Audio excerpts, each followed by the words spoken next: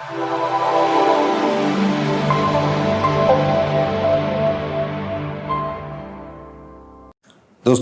नमस्कार। आपने पिछले 2 वीडियोस देखे थे कि एमबीबीएस के लिए कौन सा कॉलेज कैसे सेलेक्ट करें। मैं समराइज़ करता हूँ अपने इस वीडियो में कि आपको क्या क्या पॉइंट्स वापस से ध्यान रखने होंगे। बेसिक पॉइंट्स तो मैंने आपको बताए थे कि वेदर कंडीशंस सूट होने चाहिए, फूड सूट होना चाहिए, खाना बनाने में टाइम वेस्ट ना हो, और तीसरा लैंग्वेज जो पेशेंट्स स्टूडेंट के साथ इंटरेक्ट करते हैं वो इंग्लिश लैंग्वेज होना चाहिए। सिर्फ मीडियम ऑफ इंस्ट्रक्शन इंग्लिश नहीं, वहाँ पे पेशेंट्स जो बात करते हैं, वहाँ के जो लोग बात करते हैं वो इंग्लिश में होना ज़रूरी है।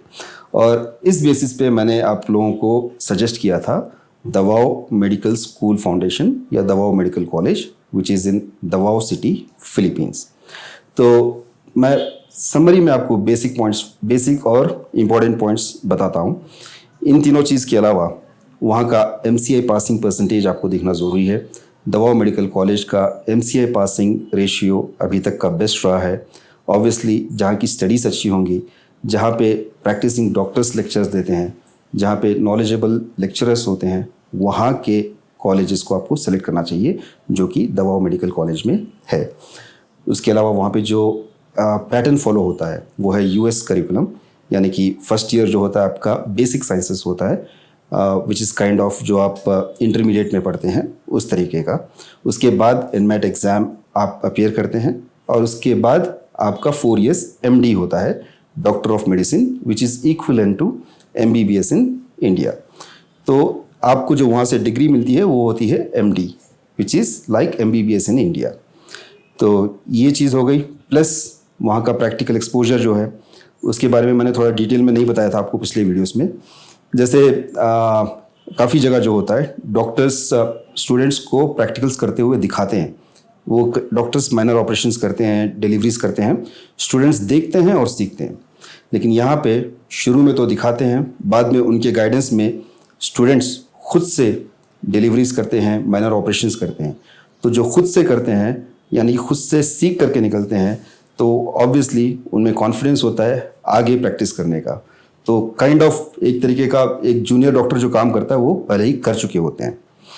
तो ये चीज़ जो है मेनली आपको ध्यान रखनी है। प्लस जो है मैंने कहा था कि किसी भी एग्ज़ाम के लिए फियर डेवलप नहीं होना है, कॉन्फिडेंस डेवलप होना है।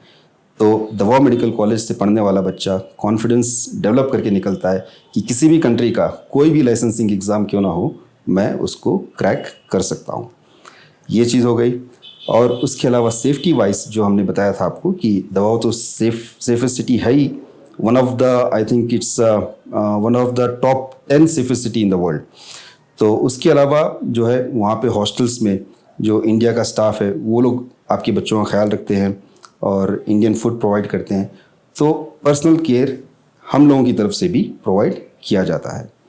तो दवाओ मेडिकल कॉलेज में आपको सेफ्टी के बारे में कोई भी फिक्र करने की ज़रूरत नहीं है। और एक चीज़ जो मैं आपको थोड़ा डिटेल में बताना चाह रहा था, MCI जबकि डिज़ोल्व हो गई है और 2022 से NMC नेशनल मेडिकल कमीशन जो आ रहा है उसका एग्ज़ामिनेशन रहेगा नेक्स्ट, नेशनल एग्जिट टेस्ट। ये चाहे आप इंडिया से पढ़ें या फॉरेन से पढ़ें, कहीं से भी पढ़ें, आपको ये एग्ज़ाम लिखना ज़रूरी है, इसको पास करना ज़रूरी है। इसके बाद ही आप या तो PG करेंगे या डॉक्टर प्रैक्टिस करेंगे। तो चाहे आप यहाँ से पढ़े या फिलीपींस से या किसी भी कंट्री से, ये एग्ज़ाम क्लियर करना ज़रूरी है।